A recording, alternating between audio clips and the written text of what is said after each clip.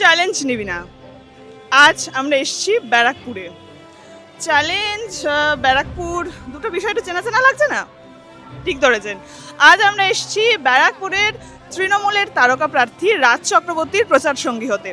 আজ আমরা সারাদিন থাকবো রাজ চক্রবর্তীর প্রচারে আর দেখবো ভোটের ময়দানে রাজ কাকে কাকে ঠিক চ্যালেঞ্জ ছুড়ে দেন। চলুন তাহলে আমাদের সফর সঙ্গী হন আপনারাও, চলুন। একেবারেই আমরা রাজদা সকাল সকাল প্রচারে বেরিয়ে পড়েছেন আর আমরা রাজদার সফর সঙ্গী যেরকম বলেছিলাম রাজদার গাড়িতে উঠে পড়েছি। রাজদা good morning. Very good morning. আচ্ছা, তুমি কি এমনিতে খুব মর্নিং পারসন নাকি প্রচারে বেরোনোর জন্য সকাল সকাল উঠলে? না না, আমি এভরিডে 6:30 উঠে যাই আর কি। যখনই শুই 6:30 ঘুম ভেঙে যায়। আচ্ছা, তারপরে জিম করি, খেলতে যাই, খেলাধুলা এক্সারসাইজ এসব করি আর কি। সেটা তো এখন হচ্ছে না বোধহয়। এখন তো তুমি একদমই এই পুরো প্রচারে এতই ব্যস্ত। না, হাঁটা হয়ে যাচ্ছে। যখনই সময় পাচ্ছি হেঁটে নিচ্ছি, প্লাস ডোর টু ডোর হচ্ছে। তাতে দেখা গেছে প্রায় 27,000-28,000 স্টেপ হয়ে যাচ্ছে। আর সকালে ব্রেকফাস্ট করেছো? মানে তোমার এখন ওই ইলেকশন এনার্জি বা ইলেকশন ফিটনেস বা ইলেকশন ডায়েট কি? না, আমি এরকম না, নর্মাল যে ডায়েট সেটাই ডায়েট আমার। আমি বেসিক্যালি সকালে কিছু খাই না, 1 কাপ কফি, ব্ল্যাক কফি, দেন লাঞ্চ করি অ্যান্ড দেন ডিনার আর কি। মাঝখানে 1 কাপ সন্ধ্যাবেলা একটা কফি খাই আর কি। এটাই আমার মানে ডেলি রুটিন ফুড আর কি। আচ্ছা, হ্যাঁ। আর এই যে তুমি একটা সাদা পাজামা পাঞ্জাবি পরেছো, এমনিতে তো তোমাকে তো এমনি জিন্স ডেনিম শার্ট বা এরকম আমি দেখতে পাই যখন ক্যামেরার পিছনে থাকো। এখন তো ভোটের ময়দানে। না, আমি এখানেও ডেনিম পরছি, ডেনিম বা শার্ট এসবই পরি নর্মালি। পায়জামা পাঞ্জাবি পরি, প্রচণ্ড প্রচণ্ড গরম অ্যাকচুয়ালি। সো একটু কমফোর্টেবল হয়। কখনো পায়জামা পাঞ্জাবি পরছি, কখনো প্যান্ট শার্ট পরছি, ডেনিম পরছি। ডিপেন্ড করছে। ডেলি প্রচুর প্রচুর জামা কাপড় লাগছে আর কি বেসিক্যালি। হ্যাঁ, তো এবেলা ওবেলা করে করে আর কি। সো তো যখন যেটা পরিষ্কার রয়েছে, ক্লিন রয়েছে সেটাই পরছি। সো পায়জামা পাঞ্জাবি কমফোর্টেবল লাগে, কারণ অনেকটা হাঁটি তো, আর ঘিমে যাই, প্রচণ্ড ঘাম হয়, আর একটু কমফোর্টেবল লাগে গরমের মধ্যে। মানে রাজ চক্রবর্তীর হাতে ব্যারাকপুর সেজে উঠেছে। এখানে আগে গোবর ঘুটে দেওয়া থাকতো, তুমি ভালো করে ঘোরাও দেখো। এখানে সবাই জানে এই ব্যারাকপুরে এই জায়গাটা পুরো 100 ফিট জুড়ে, 1 কিলোমিটার মতো। এখানে পুরো আমাদের যে কৃষ্টি, আমাদের যে কালচার, আমাদের সংস্কৃতি, দেখো ওই যে উত্তম কুমার, ওই যে ঋত্বিক ঘটক, ওই যে মিঠুন চক্রবর্তীর হ্যাঁ, সব পুরোই এই কালচারটা রয়েছে। এখানে দোকান ছিল, পরপর বন্ধ করে দিয়েছিলাম, আবার 2-1টা বসেছে, সেগুলো আবার সরাতে হবে আর কি এখান থেকে। এই দেখো আমাদের খেলাধুলো, পুতুল নাচ। সারাদিন না খেয়ে থাকবে? আমি ওই আবার লাঞ্চ করবো। শুভশ্রী বকবে কি? না না না না, আমাদের বাড়িতে বেশি, মানে আমরা সবাই জানে আমরা একটু খাওয়া দাওয়া, মানে আমার মনে হয় সেটা হচ্ছে বেশি খেলেই মানুষ অসুস্থ হয়ে পড়ে, কম খেলে নয়। যেটুকুনি খাবার প্রয়োজন সেটুকুনি খাও, তার বেশি নয় আর কি। ঠিক আছে, সারাদিন একদম তেল মশলা নয়, একদম জাস্ট হালকা খাবার, ফুড একদম এই ধরনের আর কি, খুব সিম্পল ফুড। একদম পাতলা ডাল ভাত মাছের ঝোল? না, ডালও নাই। ওই আমি ডায়েট করছো? না না, আমি আমার এভরিডে ফুড এটা। নর্মালি আমি নিম বেগুন ভাজা খেতে ভালোবাসি, অর শুক্তো, আর একটা পাতলা মাছের ঝোল, বাস, আর কিছু না। আচ্ছা, আমার তো সারাদিন আজকে থাকবো রাজদার সঙ্গে, ফলে এখনই সব প্রশ্ন করে নিলে বাকি আর কোনো প্রশ্নই থাকবে না। আপাতত আমরা যাই প্রচারে তোমার সঙ্গে, বাকিটা আমরা প্রচারে দেখা হবে আপনাদের সঙ্গে। চলুন।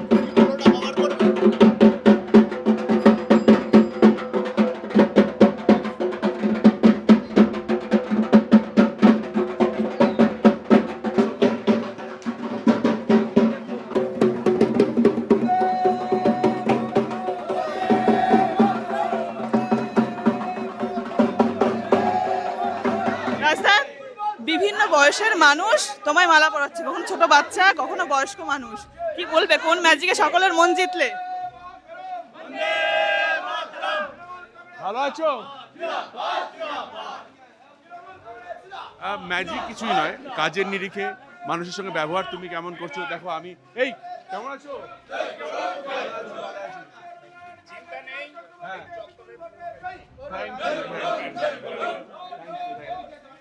মানুষকে তার সঙ্গে কিভাবে মিশছি, তার সঙ্গে কিভাবে বিহেভ করছি দেখো। 100টা কাজ বললে হয়তো আমি, ভালো আছো, 100টা কাজ বললে হয়তো আমি 50টা পারবো বা 60টা পারবো, কিন্তু আমি 50টা কাজ পারছি না, সেটা নিয়েও আমি ডিসকাস করছি, চেষ্টা করছি, সেটা মানুষ বুঝতে পারে এখানকার মানুষজন। এবং কমিউনিকেশন, আমি থাকি কলকাতায়, কিন্তু যদি কোনো সমস্যা বলে কেউ, আমি সঙ্গে সঙ্গে সেটা সলভ করার চেষ্টা করি।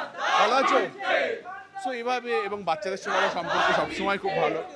আই লাভ মানে কিড অর মানে ইয়াং এজটাকে আমাকে খুব পছন্দ করে। সো এই যে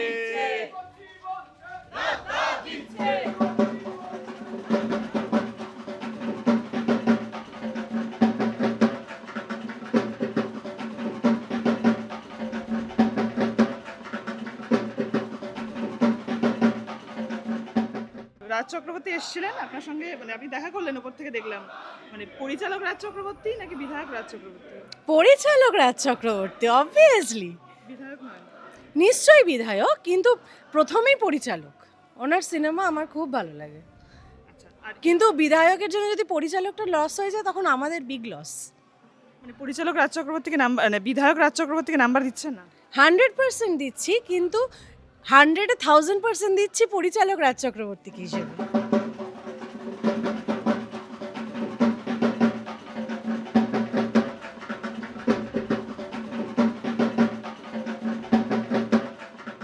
রাজ চক্রবর্তী সকালে এসেছিলেন, প্রচারে বেরিয়েছেন, আপনি বললেন যে আপনি 100% জিতবেন।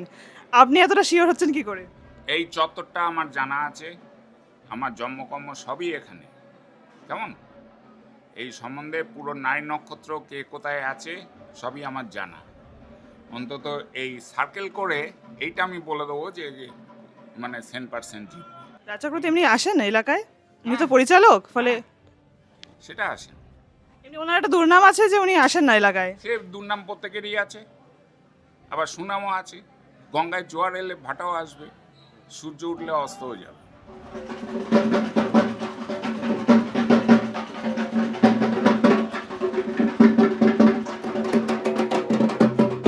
যুবসাথী, লক্ষ্মী ভাণ্ডার, এই ম্যাজিকগুলো কি কাজ করবে ভোট বাক্সে? অবশ্যই কাজ করবে। দিদির যত উন্নয়নের প্রকল্প আছে, লক্ষ্মী ভাণ্ডার, যুবসাথী, রিসেন্টলি করা স্বাস্থ্যসাথী, প্রচুর কাজ করবে। মানুষের মধ্যে প্রচুর আলোড়ন এফেক্ট সব কিছু ফেলেছে, মানুষ উপকৃত হচ্ছেন এবং আগামী দিনেও মানুষ আরও পরিষেবা ভালো পাবে। এই এফেক্ট তো ভোটের রেজাল্টে আসবেই।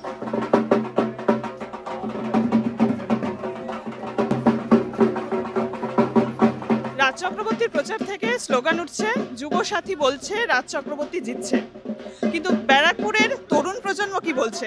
তারা যুবসাথী চায় নাকি চাকরি? আপাতত সেই প্রশ্নের উত্তর খুঁজতেই আমরা বেরিয়েছি। কথা বলে নেব ব্যারাকপুরের তরুণ প্রজন্মদের সঙ্গে, চলুন।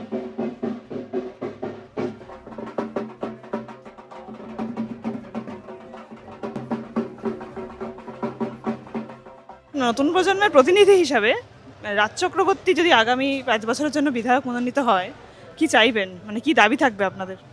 আশা করি মানে মানুষ তো চায় যে যত কাজ করবে আমাদের উন্নত, দেশকে উন্নত তো করতেই হবে।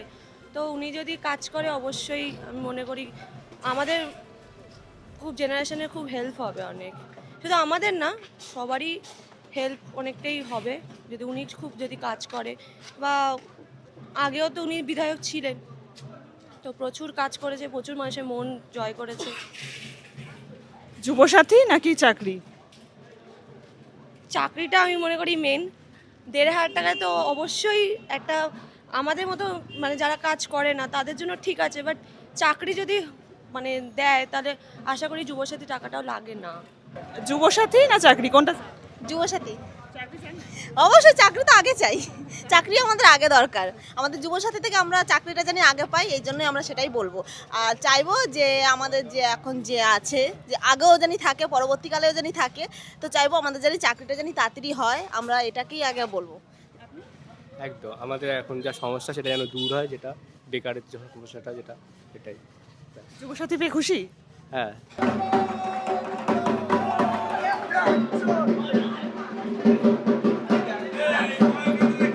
প্রচার টানা 3 ঘন্টার প্রচার শেষে আপাতত সাময়িক একটু চা বিরতি চলছে। চায় পে চর্চা চালাচ্ছ? চায় পে চর্চা নাই, আমাদের প্রদীপ সেন, আমাদের ব্যারাকপুর 24 নম্বর ওয়ার্ডের হচ্ছে কাউন্সিলর, আমাদের সবার খুব প্রিয়ার, সো খুব পছন্দের। এই ওয়ার্ডটা আমাদের সবার খুব পছন্দের, খুব প্রচণ্ড এনার্জি এই ওয়ার্ডে। সো একবার যাওয়ার সময় এবার ঘুরে গেলাম, একটু চাও খেয়ে যাচ্ছে সবাই, খুব টায়ার্ড হয়ে গেছে। এমএলএ সাহেব কি চা খাচ্ছে এখন? লিকার টি। বিগত বছরে 5 বছরের এমএলএ। আমি নর্মালি চা খাই না একদম, মাঝে মধ্যে খুব আমাকে বানিয়ে দেয় লিকার টি উইথ লেমন দিয়ে বানিয়ে দেয়, ওটা মাঝে মধ্যে খাই আর কি। প্রদীপদা হচ্ছে খুবই সহজ সরল একজন মানুষ, কাউন্সিলর, সাইকেল নিয়ে যাতায়াত করে, প্রদীপদা যখনই কথা বলে কাজ ছাড়া কথা বলে না, আমার সারাক্ষণ মানুষ কাজের কথাই বলে। চায়ে চিনি থাকবে তোমার? না না না, নো সুগার। আমি তো বলবো কেউ যেন সুগার না খায়।